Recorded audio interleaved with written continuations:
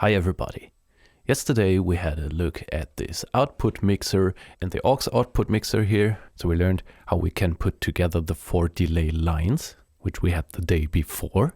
And we can not only mix them, we can also mix them with additional plugins on each delay line. And yesterday we learned a bit about the many audio streams that can be put inside one audio channel. And now let's make some use of that, because today we're gonna see the input side of this plugin. So now we're seeing the output mixers. This is the main output mixer and this is the aux output mixer. And we can switch this view to the delay line input mixer.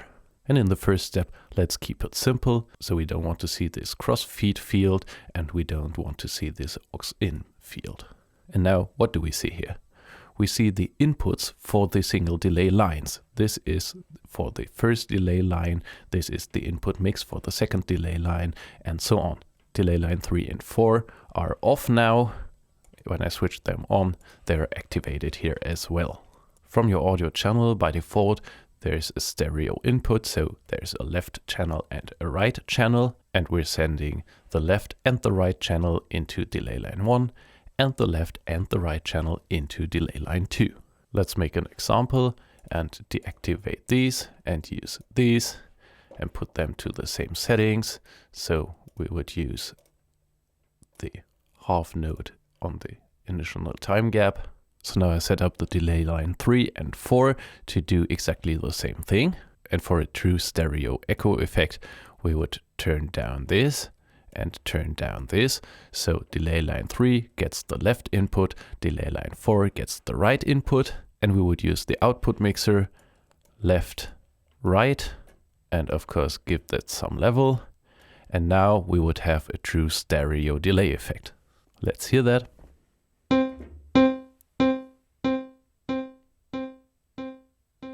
Well, of course, the effect is not so audible just because I'm playing in mono from my keyboard. So we need to make this more stereo. Let's do that and add an effect and maybe use the blacklight modulation for that. Again, put that before everything else. And let's see if we can get a stereo chorus. So make this a bit more stereo, some depth, some delay. And now we should hear a stereo delay of a stereo chorus.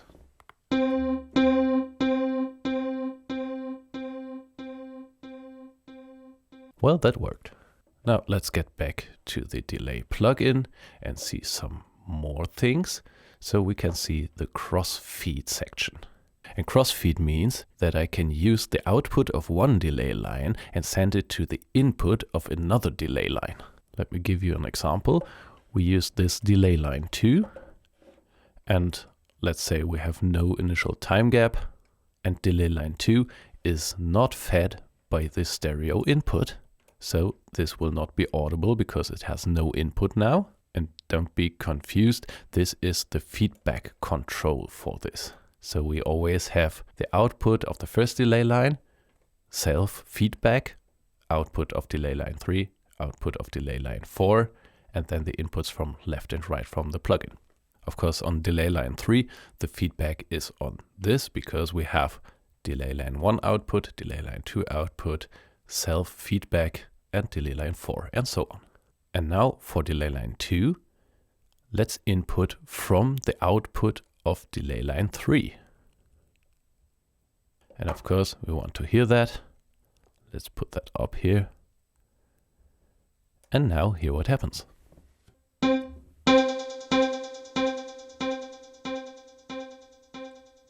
Maybe we adjust this to a bit longer setting and we use some initial time gap and hear it again.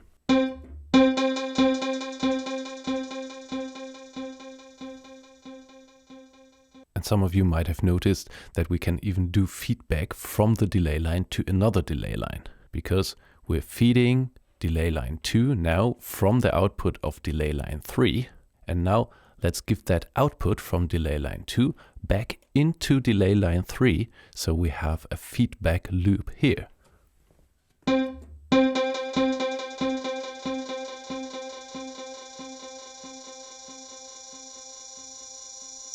And now from the menu, clear the buffers. So you see, although I put in a limiter in every delay line, you can kind of short that circuit because we're sending the signal in circles. So the output from 3 goes to 2, the output from 2 again goes to 3, again goes to 2, which means we can have a positive feedback, which make a delay that gets louder and louder and louder and louder. But sometimes even this effect can be very useful, and to stop that, you can always clear the buffers.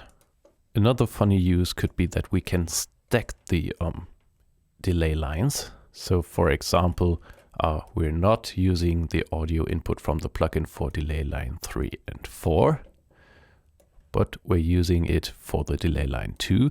So now this gets the audio input for the plugin, and the result, the output from delay line 2 is sent into delay line 3, and the output of delay line 3 is sent into delay line 4. Let's use some other settings here. Maybe this one. And now let's turn down delay line 2 and 3. And we only want to hear the result in delay line 4.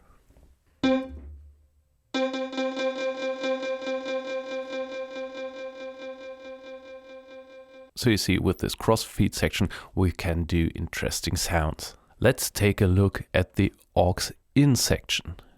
Let's remove this crossfeed stuff here and maybe use the direct input of the plugin for the delay lines 3 and 4 and turn down the input of delay line 2 so it will get no input. And of course, let's hear delay line 3 and 4, turn up the delay line 3 again and hear what we have.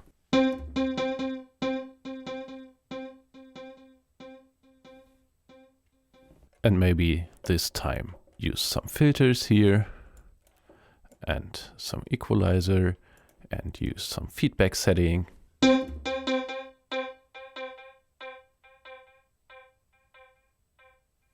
And now let's go back to this modulation and apply this only to delay line 2. So delay line 3 and 4 will get an unchorused clean signal. So we go to the pin settings here and say it receives from the channel input, but it does not send to the audio streams 1 and 2, which are left and right, but it sends, let's say, to the stream number 4, which is the aux stream 2, and make this very obvious and strange here. So hopefully we can hear that. Maybe let's take a phaser. And now we've set the output of this effect to the stream number 4. We can go here, stream 1, stream 2, stream 3, stream 4. And now the modulated signal is sent into delay line 1, while delay line 3 and 4 still get the clean signal from the keyboard. And of course we want to hear delay line 2, so we put that up here and hear what we have.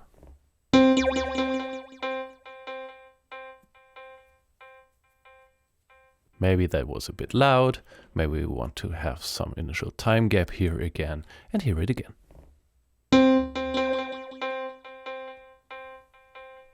And now we can do funny combinations. So we won't hear this. And we send the delay line 2 into 3 and 4. And we mute delay line 2 here again. Remove this initial time gap and maybe pan the 3 to the left, 4 to the right, and hear a result.